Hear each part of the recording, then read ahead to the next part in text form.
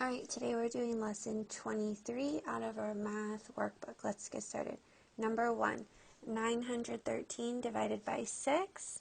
So I'm going to go ahead and write 913 divided by 6.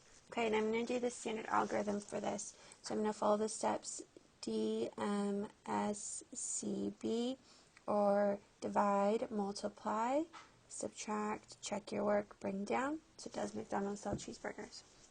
6 into 9, yes, it can only go in one time without going over. Then 1 times 6 is 6. 9 minus 6 is 3. I'm going to check. 6 can't go into 3, but I can bring down my 1. So now 6 into 31. I know 6 can go into 30 5 times. And now I'm going to do 5 times 6 is 30. Subtract. 31 minus 30 is 1.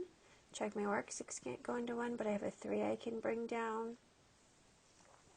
Now I'm doing 6 into 13. Well, I know 6 can go into 12 twice, so that would be 2. 6 times 2 is 12. Subtract. I have 1 left over, and I'm going to check my work. 6 can't go into 1, and I have nothing left to bring down, so that means this is my remainder. So my answer is 152, remainder 1.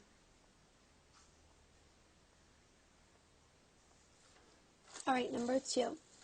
Is 45 prime or composite? So 45 is the number we're thinking about.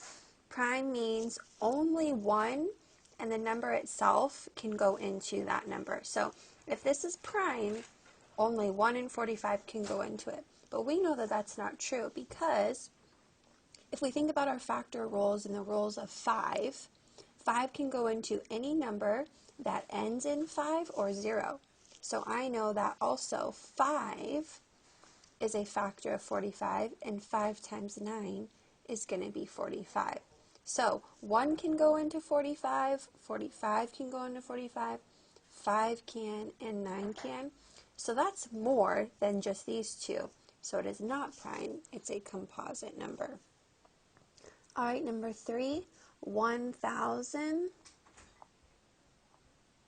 minus 567.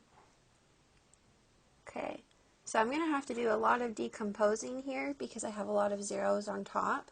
I'm going to go ahead and pause the video, solve it, and then you go ahead and check your work, just because my pen messes up and isn't always the neatest.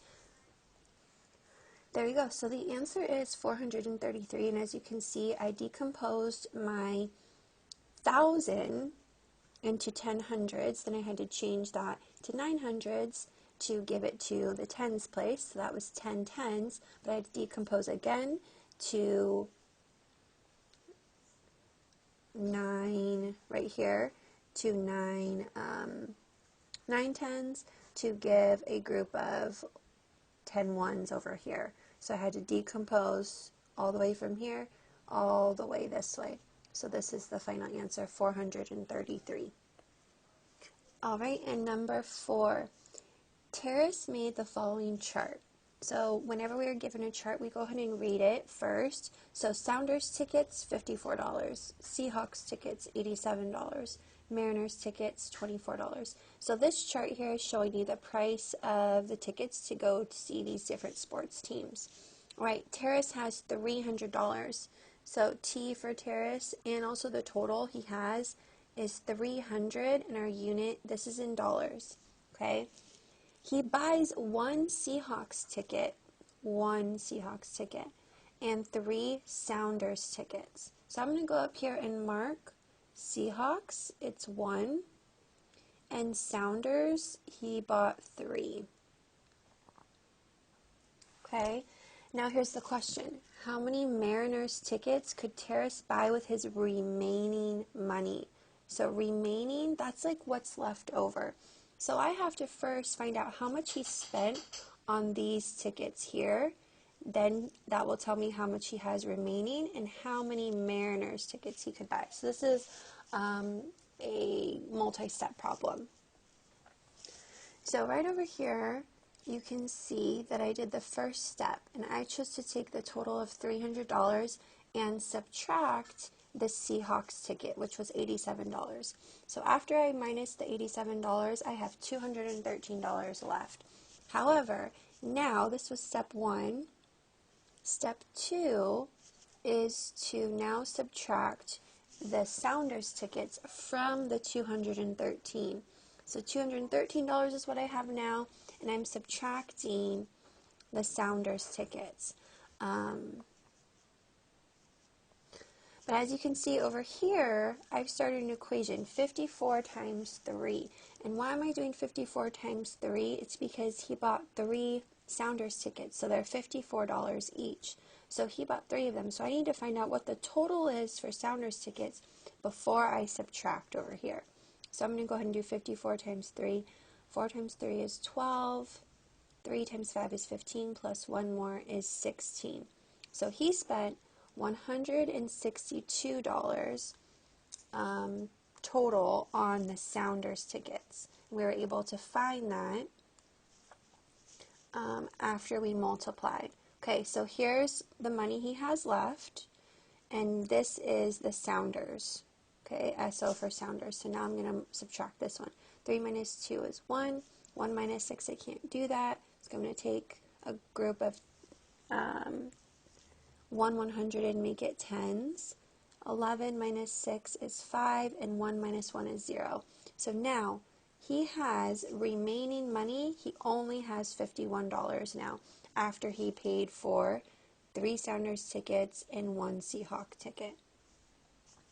Okay, and now I'm going to, I'll use blue. Now I'm going to subtract $24 at a time to see how many tickets he could buy. So I'm going to do 51 minus 24.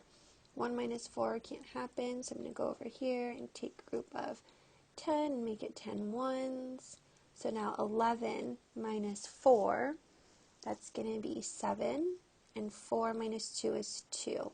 So he was able to buy 1 ticket and he still has $27. So I'm going to write 1 over here because he has 1 Mariner ticket so far.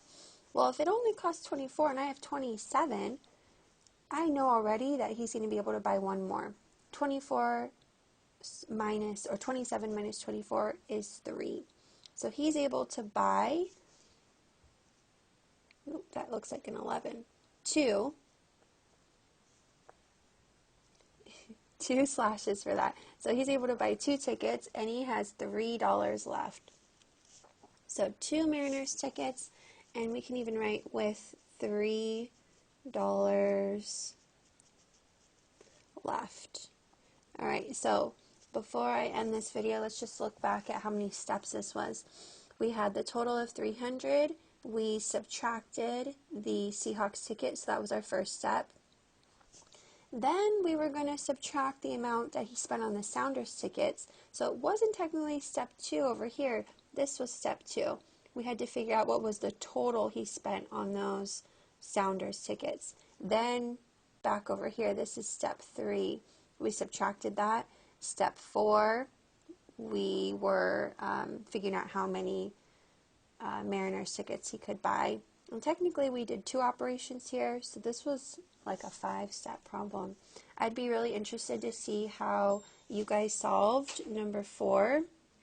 If you want to send me a picture of your work, if you were able to do this one without my guidance, go ahead and take a picture and send it to me. I'd love to see it. Alright guys, keep up the good work.